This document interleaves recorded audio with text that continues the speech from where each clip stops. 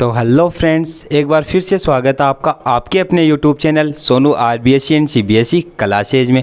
हम जो 10th class है उसके साइंस के चैप्टर्स की सीरीज़ को कंप्लीट कर रहे थे, जिसमें हमने जो हमारी लास्ट वीडियो है उसमें बहुत ही अच्छे तरीके से जो आपका बेस, एसिड और जो सोल्ट वाला चैप्टर है उसके बारे में देख लिया था। और अभी हम क्या करेंगे, जो आपकी धातु होती है मतलब मेटल्स होती है और अधातु होती है उसके बारे में पढ़ेंगे, जिसमें हम धातु के जो भौतिक गुणधर्म होते हैं उसके बारे में, धातु की डेफिनेशन होती है, अधातु की डेफिनेशन होती है तथा अधातु के जो भौतिक गुणधर्म होते हैं, रासायनिक गुणधर्म होते हैं, इन सभी चीज़ों के बारे में आज डिटेल से देखेंगे।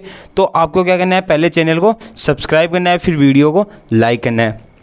अभी जो आपका लास्ट चैप्टर था उसमें से आपके कुछ क्वेश्चन थे, जिसमें आप कुछ क्वेश्चन आप क्या करो, या तो अपनी नोटबुक में अभी जहाँ पर जो आपका सेकंड चैप्टर है वहाँ पर कंप्लीट हुआ है उसमें लिख दो, या फिर आप उनको साथ साथ सोल्व कर लो। जिसमें आपके एक दो मैं क्वेश्चन दे रहा हूँ वो अभी आपको देखनी है। हमारा चैप्टर था एसिड मतलब अम्ल, क्षार तथा लवण। तो पहला क्वेश्चन हो गया अम्ल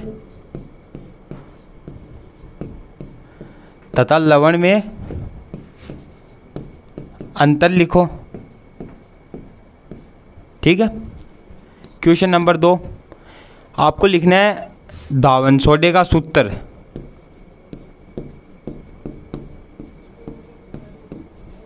धावन सोडे का रासायनिक सूत्र लिखना है आपको। ठीक है। और लवण प्राप्त करने की रासायनिक विधि, लवण प्राप्त करने की कौन सी विधि, रासायनिक विधि भी आपको क्या करनी है, राइट करनी है। इसके साथ में आप लिख सकते हो लवण लिख दिया, बेस आपने देख लिया। नींबू में, नींबू व दूध की प्रकृति कैसी होती है आपको बतानी है। और उदासीन क्या होता है, उदासीन क्या होता है।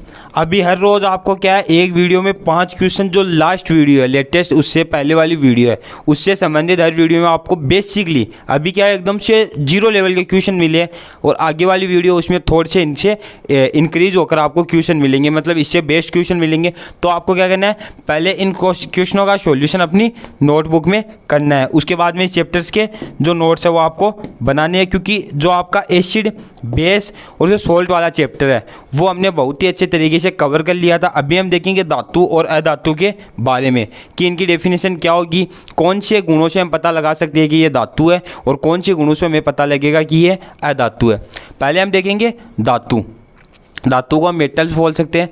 तो धातु में आप सबने 9th क्लास में भी इस चीज़ को पढ़ा है कि जिनमें ऊष्मा तथा विद्युत के जो सुचालक होते हैं, सुचालक होते हैं ना कि कुचालक, उन्हें हम क्या बोलेंगे, धातु बोलेंगे। तो ये इसकी डेफिनेशन मान लो आप, जो विद्युत तथा ऊष्मा के क्या हो, सुचालक हो। सुचालक सभी जानते हो। तथा क्या हो, जिनमें धात्विक चमक, कौन सी चमक, धात्विक चमक, या फिर क्या हो, धात्विक जो ध्वनि है,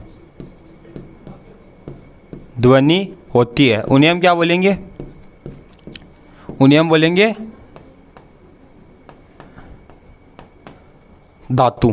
इसकी डेफिनेशन क्या है, जो ऊष्मा तथा विद्युत के सुचालक हो, ठीक है, जिनमें धात्विक ध्वनि चमक पाई जाती है, और जिन्हें मतलब दो धातुओं को हम आपस में टकराएंगे तो क्या होगी, एक ध्वनि उत्पन्न होगी, जो कि कौन सी ध्वनि होगी, आपकी धात्विक ध्वनि होती है वो हो। तो अगर ये चीज़ें हमारे पास प्राप्त है, ये चीज़ें अगर हमें मिल रही है तो हम क्या बोल सकते हैं कि ये पदार्थ कौन सा है, ये है आपका धातु।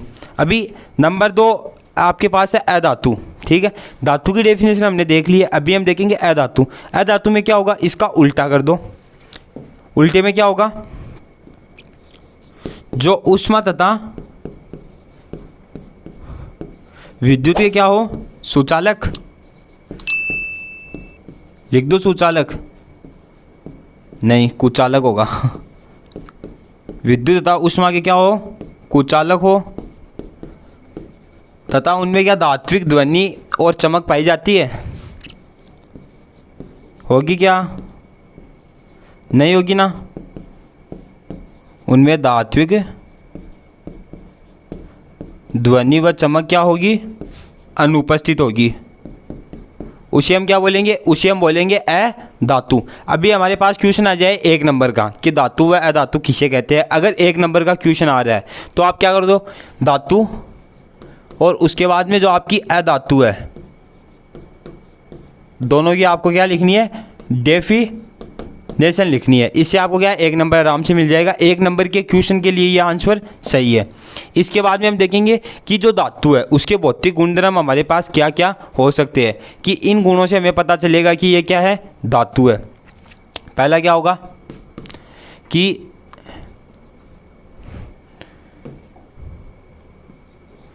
धातुओं में क्या होगी, चमक पाई जाती है। क्या पाई जाती है, धातुओं में चमक पाई जाती है। नंबर 2 क्या होगा, इनमें धातु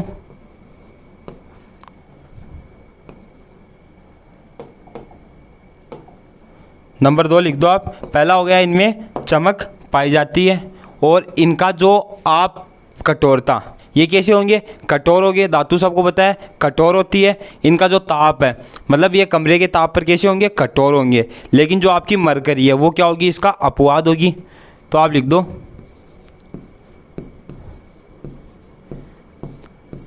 यह कमरे के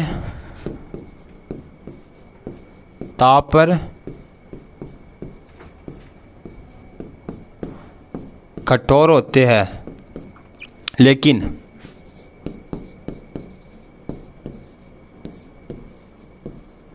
मरकरी कैसी होगी, द्रव्य अवस्था में होगी।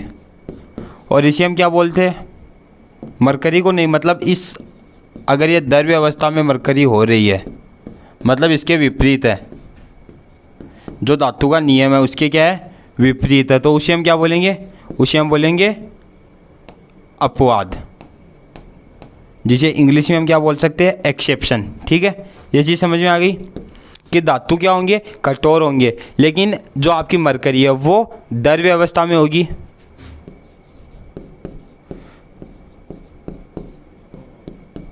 धातुओं को पीटकर लंबा चौड़ा किया जा सकता है।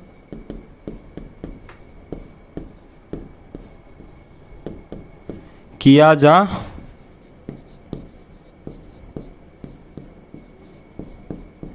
ठीक है, मतलब अगर धातु को हम पीट रहे हैं, ठीक है, आपके पास जो भी है कोई भी धातु अगर हम उसे कंटिन्यू पीट रहे हैं तो हम क्या कर सकते हैं, उसको लंबा या फिर चौड़ा कर सकते हैं। इनमें तार्यता मतलब क्या होगी, तार की तरह लंबा। हम इनको क्या कर सकते हैं, तार्यता की तरह कर सकते हैं, मतलब तार की तरह खींच सकते हैं, लंबा कर सकते हैं। ठीक है, हमने देखा है कि जो आपकी धातु है उनमें चमक पाई जाती है। ठीक है, जो धातु है वो कठोर होती है, लेकिन जो आपकी मरकरी है सॉरी वो अपवाद होती है, वो कठोर नहीं होती, वो द्रव्य अवस्था में होती है। धातुओं को हम पीट कर लंबा चौड़ा कर सकते हैं। इनमें क्या है, इनमें आपको तार्यता का गुण मिलेगा, मतलब कि इनको तार की तरह हम लंबा भी कर सकते हैं। धातु कैसी होगी, कठोर होगी।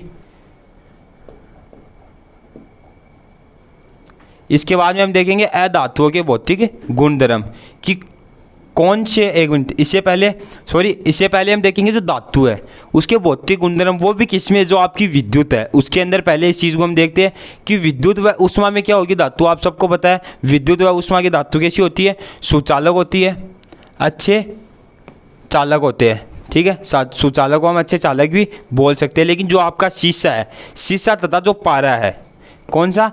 शीशा और पारा क्या है? ऊष्मा और विद्युत के कुचालक होंगे, ठीक है।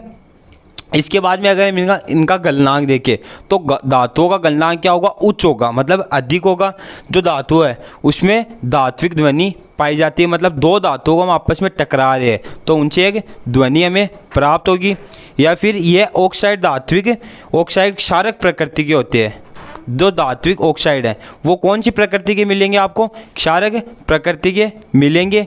तो जो ऑक्साइड है वो कैसे होंगे? धात्विक ऑक्साइड क्षारीय प्रकृति के होंगे। अभी क्षारीय प्रकृति आपने अगर पहली बार सुना है तो आपको क्या करना चाहिए? पहले हमारा जो एसिड बेस वाला चैप्टर है उसके सीरीज़ को देखना चाहिए, क्योंकि वहाँ पर आपको पता चल जाएगा एसिड क्या होगा या फिर क्षार क्या होगा। अभी मैं आपको पूछूँ कि क्षार है उसकी प्रकृति कितने, जो आपका अम्ल तथा क्षार का जो आपका स्केल है, ठीक है, अम्ल तथा क्षार का स्केल है, तो आपकी क्षार की काउंटेशन 1 से 7 तक होगी या फिर 7 से 14 तक होगी।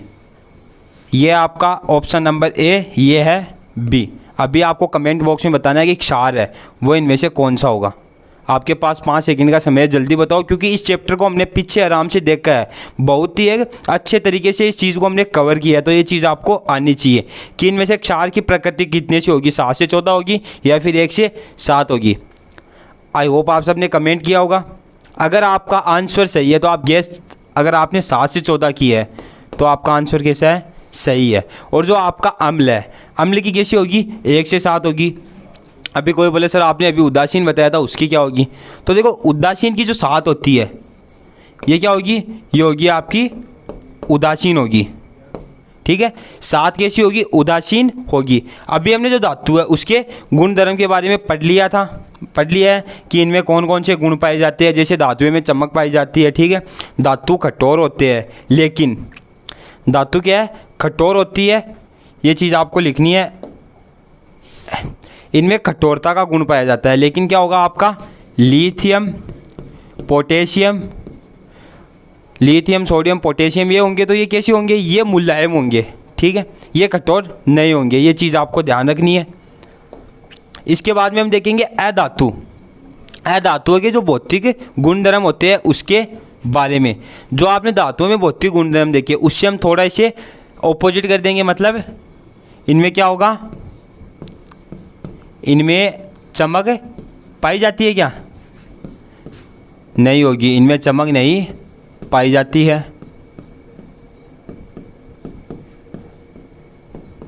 ठीक है, इनमें चमक नहीं पाई जाती। इनमें अधात्वर्ध्यता को हम क्या बोलेंगे? मतलब इनको पीठ कर हम लंबा या चौड़ा नहीं कर सकते।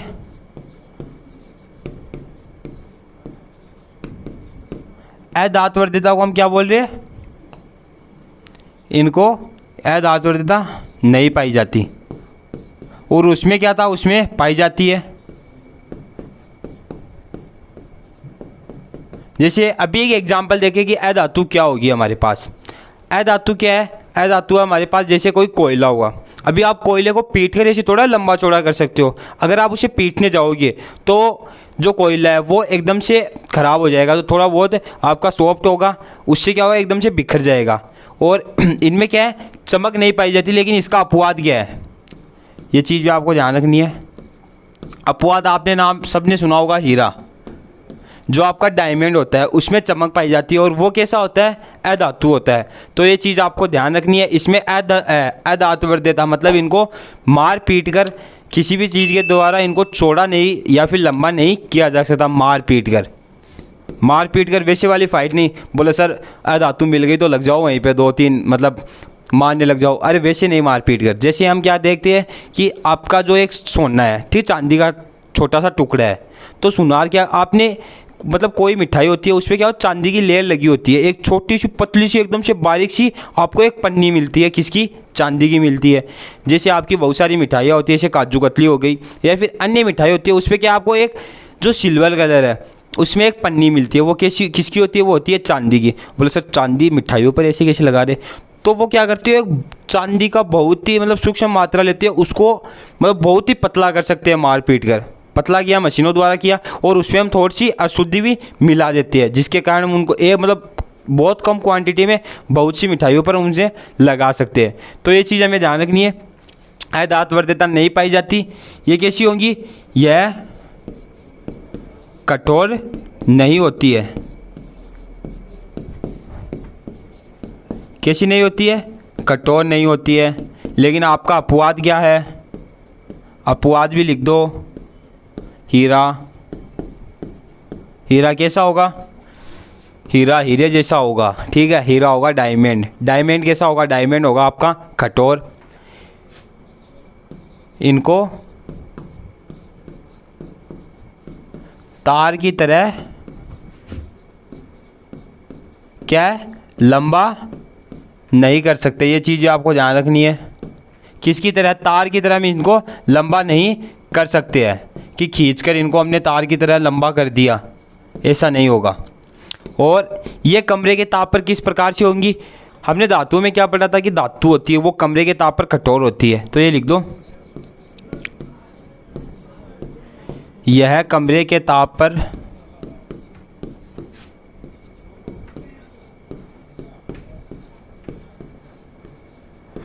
कठोर तथा गैसीय अवस्था में होती है। अभी इसका भी एक अपवाद होगा, एक्सेप्शन होगा। क्या होगा? कोई गैस कर सकता है क्या?